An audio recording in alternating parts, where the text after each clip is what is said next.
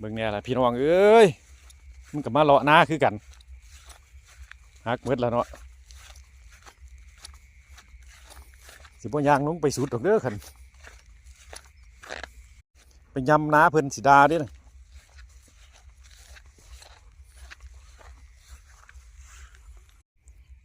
มันก็หักเบิดทะเลเขานั่นย่างน้ำกันเทียไปนั่นขึ้นกันเทียพี่แม่ขึ้นกันเทียไปน้ำกันเทียมาพี่หักเบิดตัวเขาขึ้นกันเทียย่างไปนั่นมาเบิ่งเขาเกิดขึ้นแล้วล่ะอย่าไปย่ำเขาแม่วานไว้ได้ตะวันอังคารที่ผ่านมา